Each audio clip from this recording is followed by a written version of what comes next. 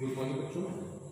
देखिए, अभी तक हमने आपको जो जो चीज़ें पढ़ाई थी और समझाई थी, उन सब चीज़ों के बाद हमने आपको सेंटेंस भी पढ़ाया, सेंटेंस में verb to be, verb to have, verb to dear पढ़ाया। उसके बाद अब हम आज से बात करने जा रहे हैं टेंस की। बात करने जा रहे हैं टेंस। तो बेटा, टेंस की बात करने से पहले कुछ चीज़ें जो हमको नहीं मालूम है या मालूम है लेकिन दोहरा लेना आवश्यक होता है, उन चीज़ों की पहले हम बात कर देते हैं। टेंस होता क्या है? टेंस में सबसे इंपॉर्टेंट चीज है, पहले आप बात करते हैं सेंटेंस की। सेंटेंस में ये चीज ध्यान दीजिए, टेंस से हम सेंटेंस बनाते हैं और सेंटेंस में सबसे इंपॉर्टेंट क्या होता है? वर्ब। टेंस में सबसे इंपॉर्टेंट क्या होता है? वर्ब। अगर वर्ब सेंटेंस में इंपॉर्टेंट होती है तो यही वर्ब ही क्या करती है? हमारे टेंस को भी डिफाइन करती है। ठीक है, तो हम पहले बात करते हैं टेंस की। टेंस क्या है, ध्यान दीजिए। और कॉपी और पेन लेके बैठेंगे, सब सारे बच्चे क्या करेंगे? कॉपी और पेन लेकर के बैठेंगे।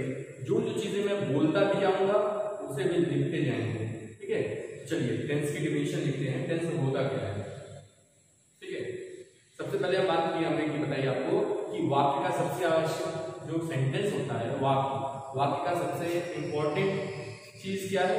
वर्ब। ठीक है, और इसके बिना वाक्य का कोई अर्थ नहीं है। इसके बिना वाक्य का कोई अर्थ नहीं होता है। ठीक है, वर्ब किसी वाक्य में किसी कार्य के होने या करने का बोध कराती है। वर्ब के जिस रूप से समय का बोध होता है उसे टेंस कहते हैं। तो टेंस की परिभाषा लिखेंगे। देखिए, वह वाक्य जिसमें क्रिया किसी कार्य के होने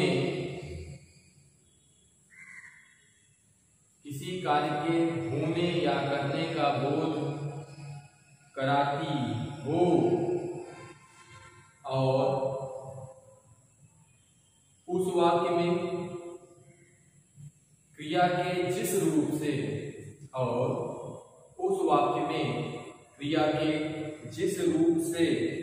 समय का बोध होता है उसे हम टेंस कहते हैं। या एक सिंपल डेफिनेशन भी आप कह सकते हैं, वाक्य में जिस समय को दर्शाया जाता है,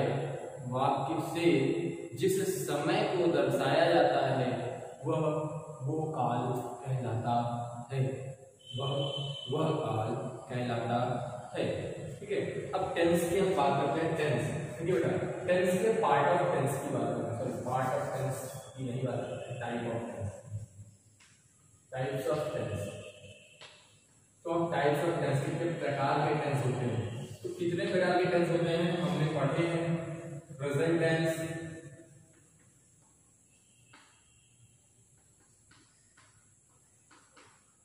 दूसरा पास्ट टेंस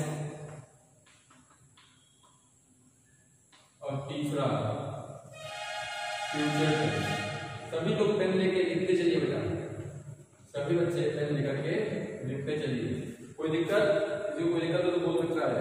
हाँ, गुड मॉर्निंग बेटा, गुड मॉर्निंग। ठीक है बेटा, ठीक है। चलिए देखिए, ये चीजें आपको समझ में आ गई कि टेंस तीन प्रकार के होते हैं। कौन कौन से tense? Present tense, past tense, future tense. Present tense को वर्तमान काल, पास्ट टेंस को भूतकाल और फ्यूचर टेंस को भविष्य काल कहते हैं। प्रेजेंट टेंस मतलब वर्तमान काल, जो वर्तमान में चल रहा है। पास्ट टेंस जो समय बीत चुका है, और फ्यूचर जो अभी आएगा, भविष्य। ठीक है, अब देखिए बेटा, अब एक चीज आपको यहाँ पे स्पष्ट कर देते हैं हम कि हर प्रकार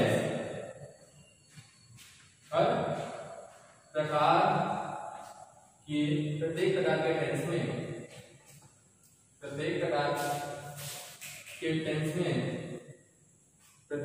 टेंस में रुकिए बेटा, 2 मिनट। देखिए बेटा, बात कर रहे थे हम प्रत्येक प्रकार के टेंस की। कोई आगे थोड़ा सा, ठीक है, आगे बढ़ते हैं। प्रत्येक प्रकार के 3 प्रकार के टेंस बताए, तो हर एक प्रकार के टेंस, प्रत्येक प्रकार के टेंस को 4 भागों में बांटा गया। 4 भागों में बांटा गया है। मतलब हर एक टेंस जो प्रेजेंट टेंस है उसको भी 4 भागों में, पास्ट टेंस को भी 4 भागों में, फ्यूचर टेंस को भी 4 भागों में। अब कौन से 4 भाग है देखिए, ध्यान दीजिएगा। पहला टेंस है, पहला है इंडेफिनिट। ध्यान दीजिएगा, स्पेलिंग का जरूर इसमें ध्यान दीजिएगा बेटा, स्पेलिंग में अक्सर हम गलती करते हैं, ठीक है। पहला टेंस इंडेफिनिट, मतलब कि जब प्रेजेंट की बात करेंगे प्रेजेंट इंडेफिनिट, जब पास्ट की बात करेंगे तो पास्ट इंडेफिनिट, जब फ्यूचर की बात करेंगे तो फ्यूचर इंडेफिनिट। दूसरा है कॉन्टिन्यूअस, इसी प्रकार से प्रेजेंट पास्ट फ्यूचर में होगा। तीसरा है परफेक्ट, और चौथा है परफेक्ट कॉन्टिन्यूअस। क्या बेटा? Perfect continuous. तो ये 4 टेंस, मतलब जब भी हम टेंस की बात करेंगे तो प्रेजेंट टेंस को जब पढ़ेंगे तो प्रेजेंट टेंस में हम 4 प्रकार के टेंस पढ़ेंगे, present indefinite tense, present continuous tense, present perfect tense, present perfect continuous tense.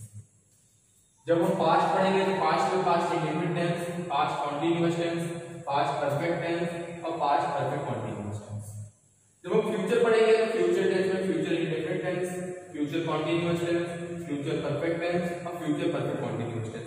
देखिए बेटा, जल्दी लिख लीजिए, सब लोग लिख लीजिए, लिख लीजिए, लिख लीजिए, टाइम दिया है।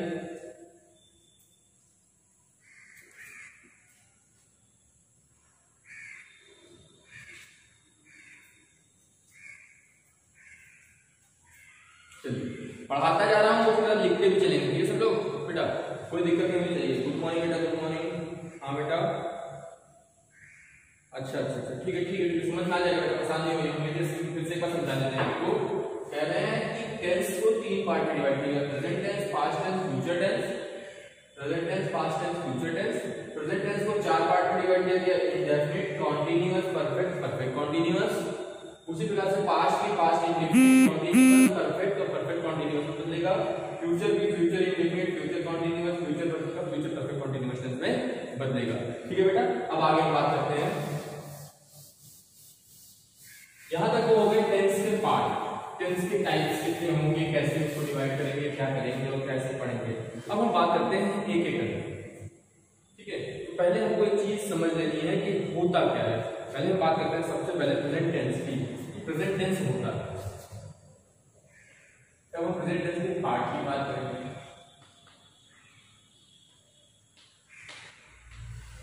तो प्रेजेंट टेंस क्या होता है? वह टेंस जो आप ऐसे करेंगे, बीच में हेडिंग डालेंगे, कॉपी में बीच में हेडिंग डालेंगे, बीच में हेडिंग डालिएगा कॉपी के, कॉपी अगर आप इसे मान लीजिए ये है, अब यहाँ पे बीच में ऐसे प्रेजेंट टेंस करके हेडिंग डालेंगे, ठीक है बेटा। प्रेजेंट टेंस, तो प्रेजेंट टेंस जो है वो हमने जाना कि प्रेजेंट टेंस में हम क्या करते हैं, वर्तमान की बात करते हैं। लेकिन इसमें भी 4 स्थितियां आएंगी, एक इंडेफिनिट मतलब जहां पे निश्चित नहीं होगी, एक कॉन्टिन्यूअस जो चल रही होगी, एक परफेक्ट जो निश्चित होगी और एक परफेक्ट कॉन्टिन्यूअस जो निश्चित होगी और समय भी दिया होगा कि कब से हो रही है या कब हो रही है। ठीक है, ये चीजें आपको समझ में आ गई। ठीक है, प्रेजेंट टेंस में हम बात करते हैं। प्रेजेंट टेंस के अंदर पहला टेंस आता है प्रेजेंट इंडेफिनिट। क्या आता है? Present indefinite.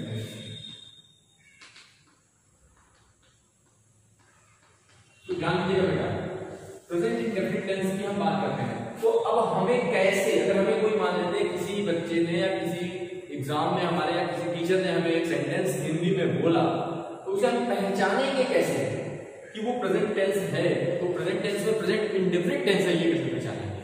तो इसके लिए सबसे इंपॉर्टेंट है हमें उन चीजों को ध्यान में लेना और समझ लेना, जान लेना कि हर एक टेंस की पहचान क्या होती है, हर एक टेंस कैसे पहचाना जाता है। और आपको ये भी बता दें कि हर एक टेंस में हम 4 प्रकार के सेंटेंस भी पढ़ेंगे। कौन से सेंटेंस पढ़ेंगे, बात कर लेते हैं। हम पढ़ेंगे अफर्मेटिव, जो हमने आपको पढ़ाया था सेंटेंस में। दूसरा निगेटिव, तीसरा सिंगल इंट्रोगेटिव,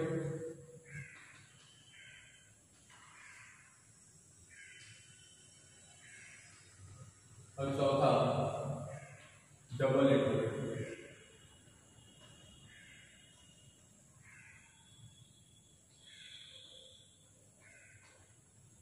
अफर्मेटिव और निगेटिव ये असर्टिव सेंटेंस का पार्ट है, हमने वहां पढ़ा था सेंटेंस। ठीक है, अफर्मेटिव मतलब सकारात्मक वाक्य, निगेटिव मतलब नकारात्मक वाक्य। सिंगल इंट्रोगेटिव सेंटेंस और डबल इंट्रोगेटिव सेंटेंस ये इंट्रोगेटिव के पार्ट है, लेकिन इनको एक चीज आपको समझा दें कि इनको दूसरे नाम से भी जाना जाता है। इनको हम कहते हैं यस या नो इंट्रोगेटिव, यस या नो इंट्रोगेटिव भी कहते हैं, और इसको WH टाइप इंट्रोगेटिव कहते हैं। ठीक है, ये चीजें आप ध्यान रखेंगे कि हमको क्या करना है और कैसे पढ़ना है। आगे हम बात करते हैं, रुक के बेटा। चलिए बेटा देखिए, कोई ना कोई दिक्कत आ जा रही है थोड़ा सा। चलिए आगे देखिए, बात करते हैं। थोड़ा सा हम बात कर रहे थे अभी तक, यहाँ पे हमने किन तक की बात की, आपको जितनी चीज़ें हमने पढ़ाई और लिख लिया होगा आपने, समझ रहे हैं।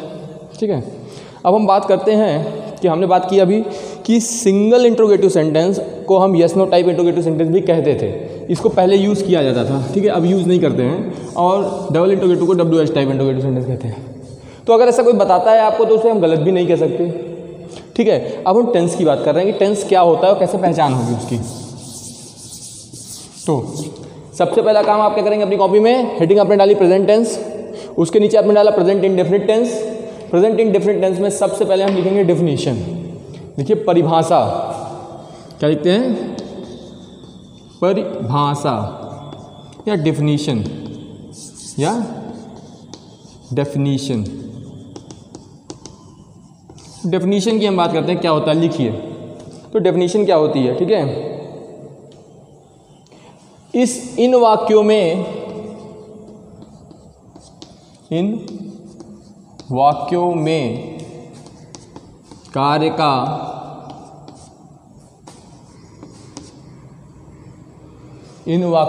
कार्य का होना या करना पाया जाता है, होना या करना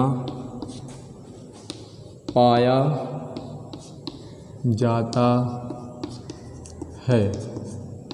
और पहचान क्या है इनकी, आइडेंटिफिकेशन, पहचान या आइडेंटिफिकेशन मतलब कि किसी भी हिंदी के सेंटेंस को हम कैसे पहचानेंगे कि वो प्रेजेंट टेंस है, प्रेजेंट इंडेफिनिट टेंस है। तो कैसे पहचानेंगे, इन वाक्यों के अंत में क्या होता है, ता है, ती है,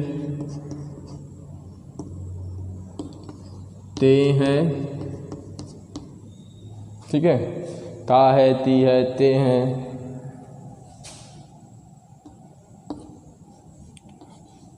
तू, हूँ आदि शब्द आते हैं, ठीक है। अब थोड़ा सा ध्यान दीजिएगा, हमने आपको हिंदी भी थोड़ा सा यहाँ पे बता देते हैं, समझा देते हैं कि क्या ध्यान देना है। देखिए हमने ता है में जो लिखा उसमें हमने है लिखा, और जो ते हैं लिखा हमने वहाँ पे बिंदी लगाई। जब बिंदी लगती है तो वो किसको दर्शाता है, प्लूरल, बहुवचन को दर्शाता है, और जब बिंदी नहीं लगी रहती है तो वो एक वचन को दर्शाता है। इस चीज़ का आपको ध्यान रखना होगा, ठीक है। तो हमने बात की कि प्रेजेंट इंडेफिनिट टेंस में डेफिनेशन क्या होगी, हमने कहा इन वाक्यों में कार्य का होना या करना पाया जाता है। दूसरी बात की हमने पहचान, तो पहचान क्या है इसकी, ता है, ती है, ते है, तू, हूँ आदि शब्द होते हैं, ठीक है। अब हम बात करते हैं कि कैसे इस सेंटेंस को बनाएंगे। कैसे इस सेंटेंस को बनाएंगे, इसके लिए हम हर एक सेंटेंस पे जाएंगे। जो हमने 4 सेंटेंस की बात की, पहले अफर्मेटिव, फिर नेगेटिव, फिर सिंगल इंट्रोगेटिव, फिर डबल इंट्रोगेटिव, और उसके स्ट्रक्चर की बात करेंगे, कैसे उसका ढांचा या कैसे उसको हम कंस्ट्रक्ट करके ट्रांसलेशन परिवर्तन करेंगे, ठीक है। हम बात करते हैं अब स्ट्रक्चर की। पहले हम बात करते हैं, सेंटेंस डालते हैं अफर्मेटिव सेंटेंस।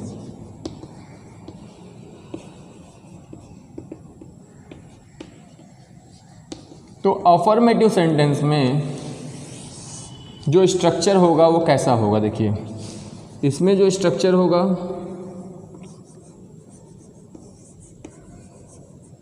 वो कैसा होगा, वो होगा सब्जेक्ट प्लस वर्ब की फर्स्ट फॉर्म प्लस एस या ES plus object plus other word.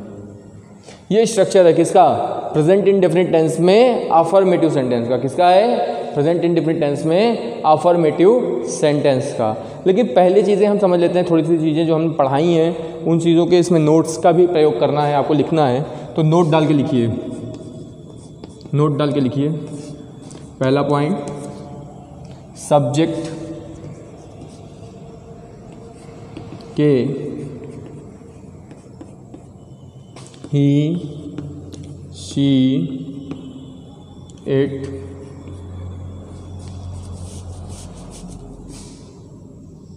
He, she, it, ठीक है, ही, शी, इट या सिंगुलर नाउन, या सिंगुलर नाउन मतलब एक वचन संज्ञा या सिंगुलर नाउन के होने पर सब्जेक्ट, जब हमारा सब्जेक्ट क्या होगा? ही होगा, शी होगा, इट होगा या सिंगुलर एक वचन संज्ञा होगी, तो हम क्या करेंगे? के होने पर वर्ब की फर्स्ट फॉर्म, वर्ब की फर्स्ट फॉर्म, वर्ब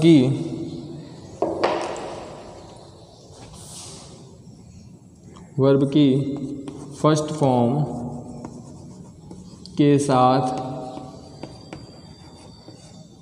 एस या ईएस का प्रयोग होता है,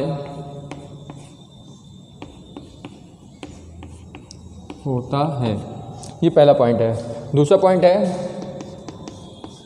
सब्जेक्ट के यू, आई, वी, दे या प्लूरल नाउन। बेटा 2 मिनट बेटा धैर्य करिए, मैं बताता हूँ, रिपीट कर दूंगा। सब्जेक्ट के यू, आई, वी, दे या प्लूरल नाउन के होने पर वर्ब की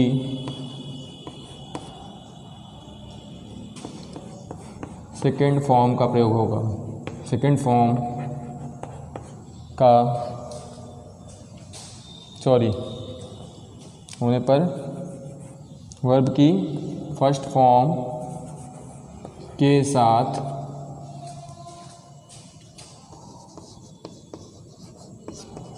एस या ईएस का प्रयोग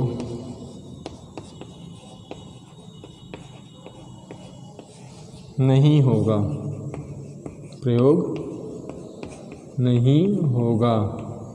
ऐसा ये सब प्रयोग नहीं होगा। तो समझ में आया आपको चीज़? बेटे रिपीट कर देते हैं हम, ध्यान दीजिएगा, कुछ लोगों ने कहा है। तो सब्जेक्ट हम क्या करेंगे? अफर्मेटिव सेंटेंस जब बनाएंगे तो हम सब्जेक्ट प्लस वर्ब की फर्स्ट फॉर्म लगाएंगे, प्लस एस या ई एस लगाएंगे, प्लस ऑब्जेक्ट लगाएंगे, प्लस अदर वर्ड लगाएंगे। ये जो एस या ई एस है इसका प्रयोग कब होगा? जब हमारा सब्जेक्ट ही, शी, इट या सिंगुलर नाउन होगा। जब हमारा सब्जेक्ट ही, शी, इट या सिंगुलर नाउन होगा तब हम एस या ई एस का प्रयोग करेंगे। अगर हमारा सब्जेक्ट यू, आई, वी, दे या प्लूरल नाउन होगा तो हम इसका प्रयोग नहीं करेंगे। और नोट्स की बात करते हैं, ध्यान दीजिएगा, इतना लिख लीजिए पहले।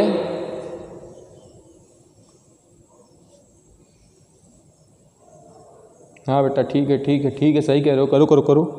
लिखिए बेटा सब लोग।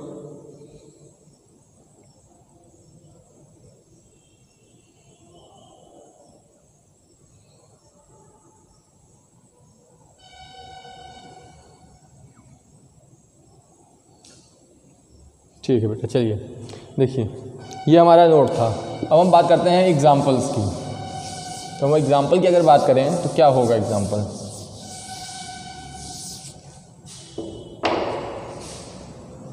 टेंस पढ़ना है तो टेंस तो लिख ही दें।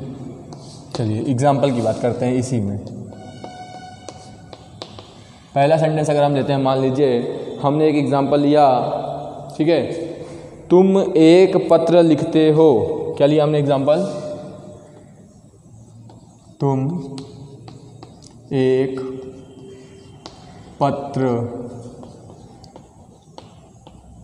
लिखते हो। तुम एक पत्र लिखते हो, ये हमने सेंटेंस लिखा। अब हम इसको बदलेंगे कैसे? तुम का क्या होगा? यू। टेंस हम बना रहे हैं, देखिए ये जो हमने लिखा तुम एक पत्र लिखते हो, इसको हम इस स्ट्रक्चर से बना रहे हैं, सब्जेक्ट प्लस वर्ब की फर्स्ट फॉर्म प्लस एसआईएस plus object plus other word से बदल रहे हैं। तो हमने सब्जेक्ट लिखा तुम, अब इसके बाद वर्ब की फर्स्ट फॉर्म, वर्ब क्या है? लिखना। तो वर्ब की क्या फॉर्म आएगी? Right, you right. अब क्योंकि हमने यहाँ पे पढ़ा है कि यू, आई, वी, दे या प्लूरल नाउन के साथ एसआईएस का प्रयोग नहीं होगा। यहाँ पढ़ा हमने एसआईएस का प्रयोग कहाँ होगा? जब हमारा सब्जेक्ट ही, से, इट या सिंगुलर नाउन होगा। तो हमने क्या लिखा? यहाँ पे यू लिखा है, तो यू के साथ राइट के साथ एसआईएस का प्रयोग नहीं होगा।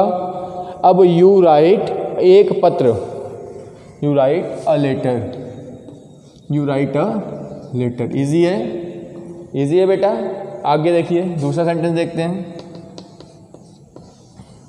दूसरा सेंटेंस देखिए, अगर जैसे कि मान लीजिए हमने लिखा, एग्जाम्पल ले रहे हैं, बहुत सरल सरल ले रहे हैं अभी पहले, वह स्कूल जाता है, तो क्या हो जाएगा बेटा?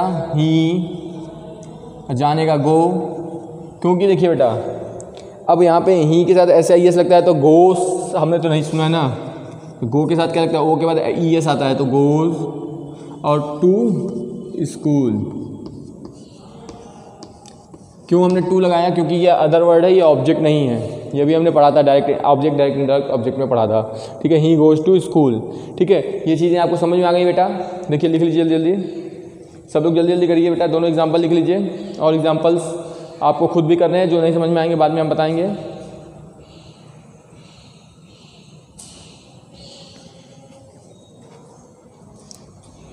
ठीक है बेटा, लिखिए लिखिए लिखिए, जल्दी जल्दी लिखिए। उसके बाद हम बात करेंगे निगेटिव सेंटेंस की। किसकी बात करेंगे? निगेटिव सेंटेंस की बात करेंगे। तो ये निगेटिव सेंटेंस होता क्या है? ध्यान देंगे, निगेटिव सेंटेंस होता क्या है? Sorry, negative sentence present indefinite tense में हम निगेटिव सेंटेंस की बात कर रहे हैं। तो निगेटिव सेंटेंस का जो स्ट्रक्चर बनेगा वो कैसे बनेगा? निगेटिव सेंटेंस के स्ट्रक्चर में हम क्या करेंगे बेटा? सब्जेक्ट तो रहेगा ही, उसके बाद पहले डू या डज आ जाएगा, फिर नॉट, फिर वर्ब की फर्स्ट फॉर्म, फिर ऑब्जेक्ट, फिर अदर वर्ड। ध्यान दीजिएगा एक चीज़ और बेटा, ये तो तब होगा जब हमारे सेंटेंस में क्या आएगा? नहीं। किसका प्रयोग हुआ होगा? नहीं का प्रयोग हुआ होगा, तब हम इसका प्रयोग करेंगे।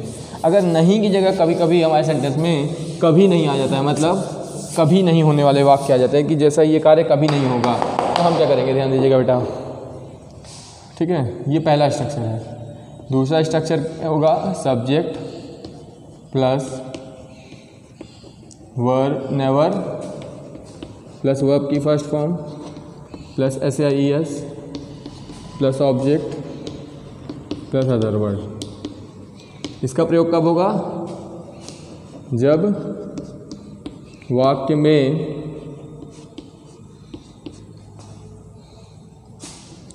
कभी नहीं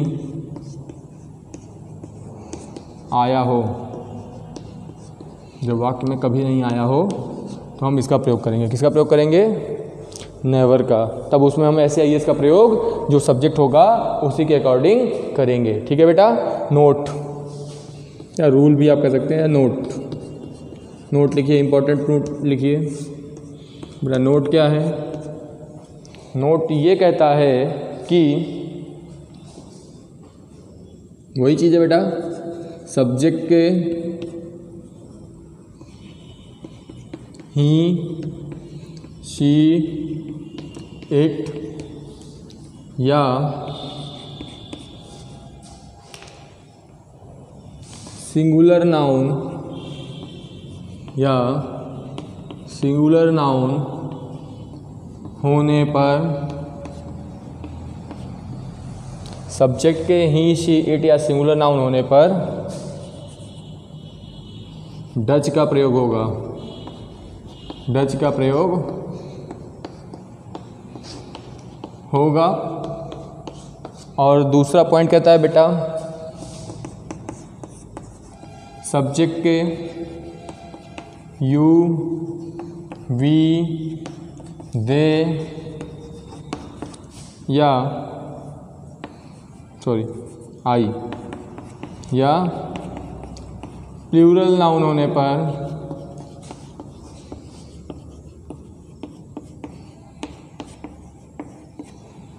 डू का प्रयोग होगा। किसका प्रयोग होगा? डू का प्रयोग होगा। लिख लीजिए बेटा जल्दी जल्दी। सब लोग समझ गए होंगे अच्छे से, बहुत आसानी से, कोई दिक्कत नहीं है बेटा। समझ में आ गया होगा आपको क्या कहा मैंने। यहाँ पे डू और डज लगाए। देखिए ध्यान देंगे, छोटी सी बात है, अगर नहीं याद होती है तो कैसे याद हो जाएगी। बहुत सिंपल सी बात। हमने वहाँ पे बताया था कि अगर हमारा सब्जेक्ट यू वी दे या आई होगा तो SAIS का प्रयोग नहीं होगा। अगर ही सी इट या सिंगुलर नाउन होगा तो SAIS का प्रयोग होगा। तो हमने वही चीज़ कहा, ही सी इट अगर होगा तो SAIS का देखिए प्रयोग हुआ है, और अगर यू वी दे है तो SAIS का प्रयोग नहीं हुआ है। मतलब अगर यू वी दे है तो हम डू लगाएंगे, और ही सी इट और सिंगुलर नाउन है तो डज। बहुत सिंपल है, समझ में आ जाएगा। लिख लीजिए जल्दी जल्दी बेटा। एग्जाम्पल देखते हैं बेटा। एग्जाम्पल कहते हैं, अगर हम मान लीजिए लेते हैं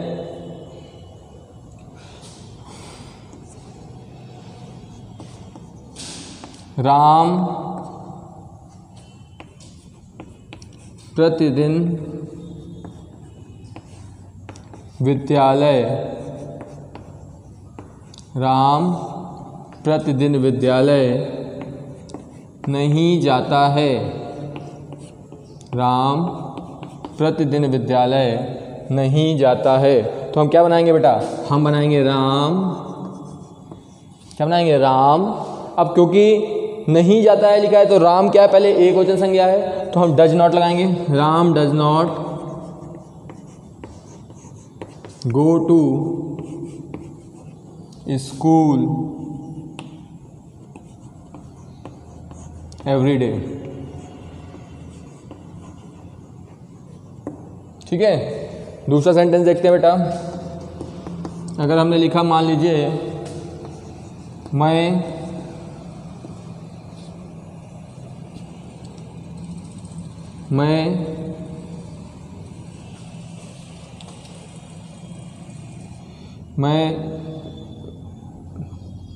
क्रिकेट नहीं खेलता। मैं क्रिकेट नहीं खेलता हूँ। लिखते भी चलिए बेटा सब लोग, जो पढ़ रहे हैं सारे बच्चे लिखते भी चलिए। मैं क्रिकेट नहीं खेलता हूँ। ठीक है, मैं क्रिकेट नहीं खेलता हूँ। तो आई के साथ डू नॉट लगता है। आई डू नॉट प्ले, और खेलता का प्ले हो गया, और cricket, I do not play cricket. ठीक है बेटा। एक और एग्जांपल देख लेते हैं कभी नहीं का। ठीक है, ठीक है। वह, अगर तीसरा एग्जांपल लेते हैं, वह धूम्रपान कभी नहीं करता है। कभी नहीं करता है तो क्या हो जाएगा? He never.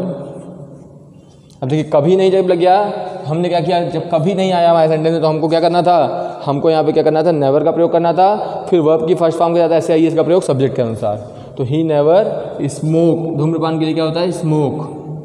क्या होता है? स्मोक। और स्मोक के बाद क्या लग जाएगा? SAIS, smokes. और कुछ नहीं बचा तो हमको कुछ इतने पे सेंटेंस हमारा अपना ख़त्म करना होगा। लिखिए जल्दी जल्दी बेटा, लिखिए सारे बच्चे, लिख लीजिए जल्दी जल्दी।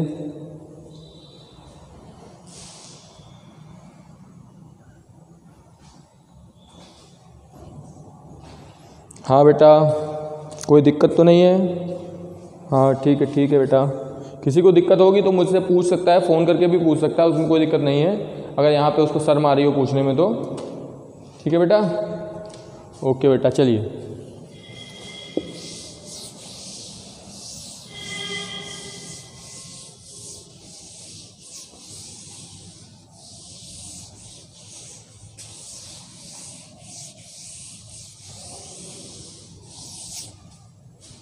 चलिए बेटा जल्दी जल्दी लिख लीजिए।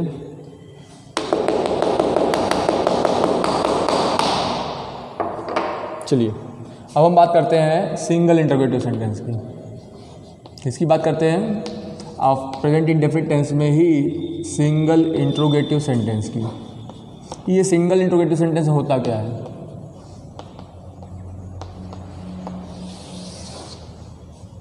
ठीक है, तो ध्यान देंगे सिंगल इंटरोगेटिव सेंटेंस के बारे में। सिंगल इंटरोगेटिव सेंटेंस होता क्या है? तो देखिए बेटा, सिंगल इंटरोगेटिव सेंटेंस और डबल इंटरोगेटिव सेंटेंस ऐसे ही हम समझ लेते हैं। हम यहाँ पे सिर्फ इंटरोगेटिव सेंटेंस अगर मान लीजिए लिख लें तो उस इंटरोगेटिव सेंटेंस में दो प्रकार के सेंटेंस आएंगे। किस प्रकार के सेंटेंस आएंगे? दो प्रकार के सेंटेंस आएंगे। एक पहला आएगा जिसमें जो क्या से शुरू होगा, और एक आएगा जिसमें कोई प्रश्नसूचक शब्द होगा, क्या भी हो सकता है लेकिन वो बीच में होगा, वाक्य के बीच में होगा। अगर किसी भी वाक्य के प्रारंभ में क्या आएगा तो उसे हम सिंगल इंटरोगेटिव सेंटेंस से डिनोट करेंगे। और अगर किसी भी वाक्य के बीच में ना आकर के, सबसे आगे ना आकर के बीच में आता है क्या या कोई भी प्रश्नसूचक शब्द चाहे आगे आए चाहे बीच में आए, तो वो क्या कहलाएगा? डबल इंटरोगेटिव सेंटेंस कहलाएगा। तो इंटरोगेटिव सेंटेंस की बात करते वक्त हम थोड़ा सा ध्यान देते हैं। ठीक है बेटा, इंटरोगेटिव सेंटेंस में हम बात कर रहे हैं सिंगल इंटरोगेटिव सेंटेंस की। तो सिंगल इंटरोगेटिव सेंटेंस में स्ट्रक्चर क्या है? सबसे पहले आएगा डू या डज। जो क्या होगा उसकी इंग्लिश नहीं लिखी जाएगी। फिर सब्जेक्ट प्लस अगर नॉट है तो, अगर हमारे सेंटेंस में नहीं का प्रयोग हुआ होगा तब हम नॉट का प्रयोग करेंगे, और नहीं हुआ होगा तो नहीं करेंगे। प्लस वर्ब की फर्स्ट फॉर्म, प्लस SAIS नहीं लगेगा क्योंकि यहाँ पे यूज़ हो गया है, plus object plus other word. ठीक है, ये कब होगा? ध्यान देंगे बेटा, कब होगा ये चीज़ होगी तब जब हमारे सेंटेंस में सेंटेंस क्या से शुरू हो, क्या से प्रारंभ हो। अगर हमारा सेंटेंस क्या से प्रारंभ होगा तभी हम इसका प्रयोग करेंगे। लिखिए बेटा जल्दी जल्दी।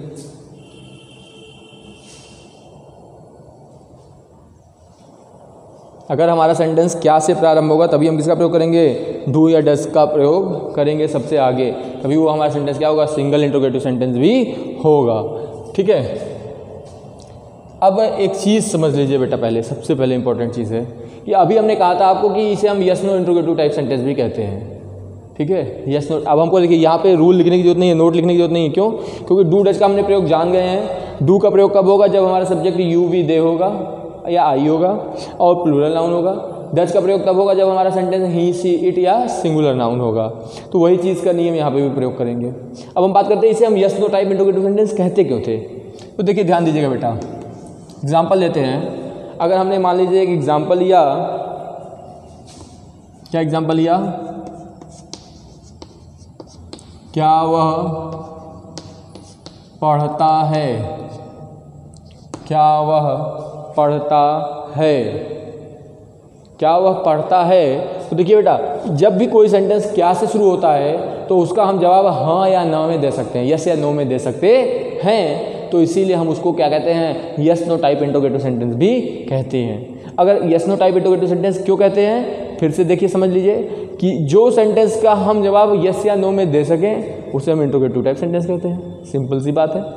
तो बेटा ये सिंगल इंटरोगेटिव सेंटेंस की एक सबसे सिंपल पहचान ये है कि उसको हम यस या नो में उसका जवाब दे सकते हैं। तो इसका ट्रांसलेशन कैसे बनेगा देखिए, क्योंकि वह है तो वह के लिए ही के हिसाब से क्या लगता है? डज, और डज ही पढ़ता है, रीड्स। अगर दूसरा सेंटेंस ले लें, क्या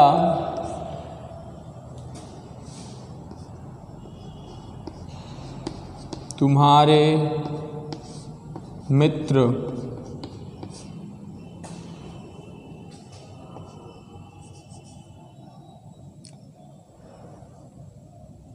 क्या तुम्हारे मित्र खेलने नहीं जाते हैं?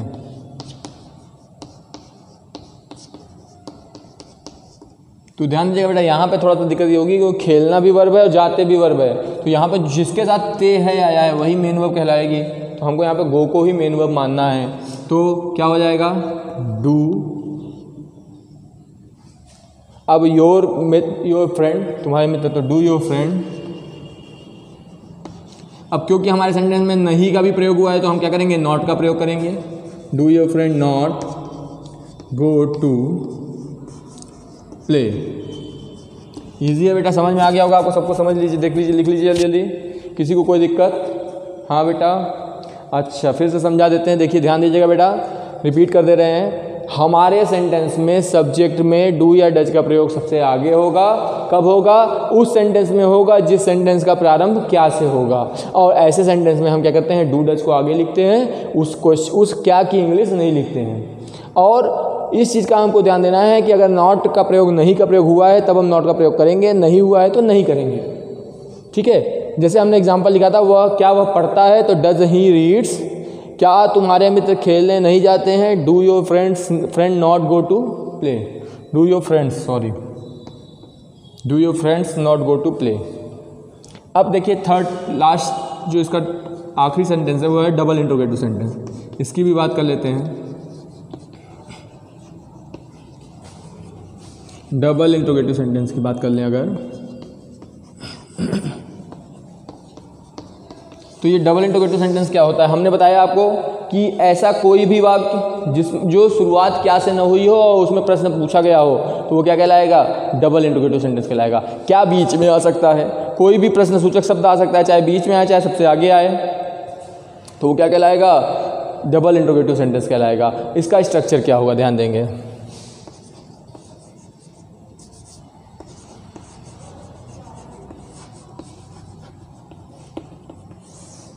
तो इसके स्ट्रक्चर की अगर बात करें बेटा तो क्या बनेगा? WH टाइप क्वेश्चन वर्ड, मतलब जो क्वेश्चन वर्ड होगा उसकी इंग्लिश सबसे पहले लिखेंगे, फिर डू या डज लगाएंगे, फिर सब्जेक्ट, फिर अगर सेंटेंस में नॉट है तो लगाएंगे, नहीं तो नहीं लगाएंगे, फिर वर्ब की फर्स्ट फॉर्म, फिर ऑब्जेक्ट, फिर अदर वर्ड। ये कब होगा? जो सेंटेंस क्या से प्रारंभ नहीं होकर के किसी भी प्रश्न सूचक शब्द से प्रारंभ होते हो, या क्या या कोई भी प्रश्न सूचक शब्द बीच में आते हो। मतलब फिर से एक बार रिपीट कर लेते हैं बेटा, अगर कोई भी इंट्रोगेटिव सेंटेंस जो क्या से प्रारंभ नहीं होता है, किससे प्रारंभ नहीं होता है? क्या से प्रारंभ नहीं होता है, और क्या उसमें कोई और अन्य प्रश्न सूचक शब्द आता हो और या तो सबसे आगे आता हो या बीच में आता हो, तो उसे हम क्या कहेंगे? डबल इंट्रोगेटिव सेंटेंस कहेंगे। और उसका ट्रांसलेशन कैसे बनाते हैं देखिए, ध्यान देंगे बेटा। तो ध्यान देते हैं और समझते हैं कि क्या कैसे बनेगा। जैसे हमने लिखा, तुम कौन सी पुस्तक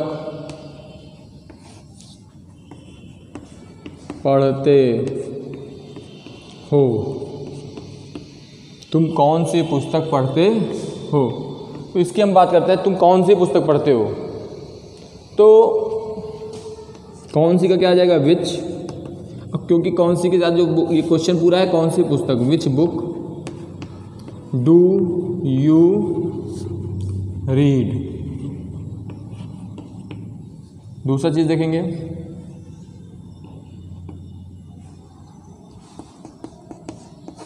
दूसरा सेंटेंस देखते हैं। अगर जैसे मान लीजिए लिखा है हमने, वह क्या करता है, वह क्या करता है, तो ध्यान दीजिएगा बेटा, वह क्या करता है, ये कौन सा सेंटेंस है? अब देखिए यहाँ पे क्या सबसे आगे आ रहा था, यहाँ बीच में आ गया। अब यहाँ पे हम क्या की इंग्लिश लिखेंगे? What does he do? What does he do? ठीक है, इजी है बेटा। और एक एग्जांपल देख लेते हैं, जैसे कि मान लीजिए हम एक थोड़ा सा कठिन एग्जांपल ले लेते हैं अब आपके लिए सेंटेंस में बढ़ते हुए, और आप क्या करेंगे, इस चीज़ का आपको ध्यान रखना है कि इसके और सेंटेंस लगाएंगे। ठीक है, जैसे हमने लिखा, वह स्कूल कब जाता है, वह स्कूल कब जाता है।